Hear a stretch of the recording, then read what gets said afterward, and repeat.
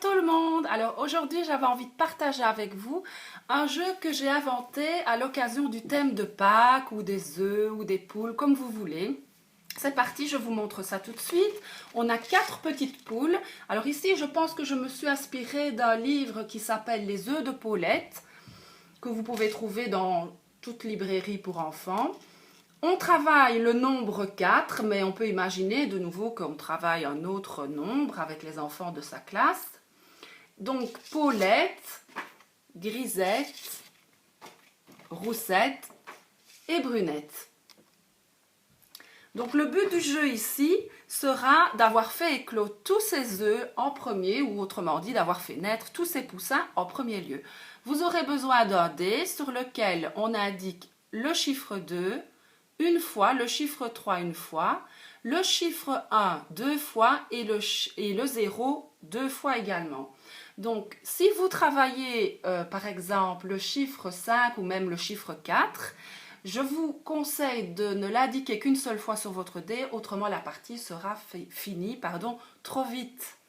Voilà, je pense que je n'ai rien oublié. Vous aurez besoin également de scratch, n'oubliez pas, c'est plus amusant pour mettre ces petits poussins sur le jeu et en fonction du nombre sur lequel l'enfant sera tombé, vous l'aurez deviné, si vous êtes tombé sur 3, vous pouvez mettre 3 poussins.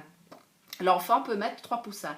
C'est un jeu très facile et très amusant à réaliser à l'occasion de Pâques ou même à faire réaliser par les enfants de votre classe. Il peut peindre ses poules lui-même, il y aura juste l'institutrice qui devra plastifier.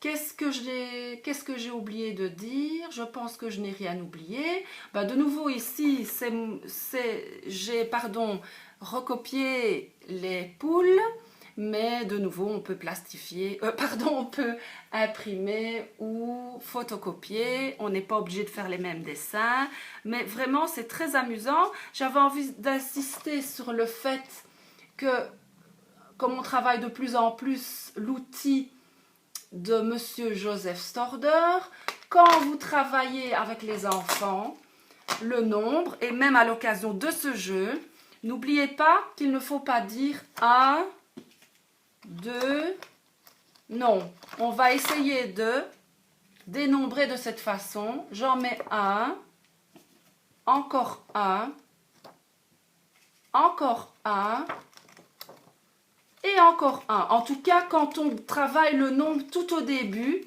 afin que l'enfant ne soit pas perdu dans les chiffres et dans le fait de nommer les nombres. Et à la fin, alors, vous pourrez dire, oui, il y en a bien 4, on peut les compter. Voilà, ça c'est un petit conseil que je vous donne à la façon Joseph Storder. À très bientôt!